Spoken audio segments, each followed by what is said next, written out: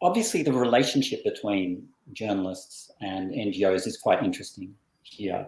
Do you have some thoughts about that generally? And I guess, do you ever see a conflict there, where that relationship may be potentially compromising for one or the other? For the journalist, perhaps in terms of the types of story that journalist is then telling.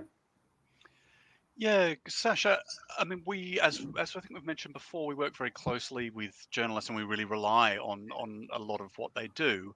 Um, are there risks associated with a sort of being too close between journalists and humanitarian actors?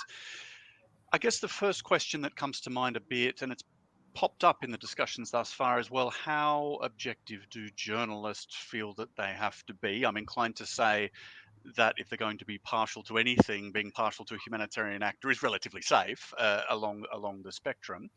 But there might be some caveats to that, and I can come back to that in a moment. It's funny because that question, the objectivity of journalists, really resonates with us, and this is why for me this discussion is wonderful. In the humanitarian space, there are people asking now about whether humanitarian actors need to be neutral.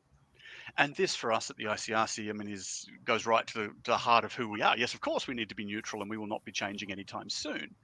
But does every humanitarian actor actually have to be neutral to deliver a good humanitarian service? And the answer might well be no. I mean, in some cases, armed forces are required to, by law, as Catherine would know, but actually do in practice deliver humanitarian aid, and they might be able to go about that in a good way without being neutral. No one expects armed forces in a conflict to be neutral about their enemy. So there's a discussion in that space that actually really resonates, I think, with this question of objectivity of journalists, and really challenging, rightly, how we all perceive ourselves. For journalists with an organisation like the ICRC, the first risk that comes to mind is perhaps just one of perception. I mean, we've said that we're very protective of our image. Journalists, like anyone, carry with them the risks of misperception, meaning to say their own nationality. If you're an Australian in a certain context, they may not be well perceived, and so on. Those sort of basic perception risks associated with who the person might be. But then there's also perception risks, I suppose, linked to the journalist's employer.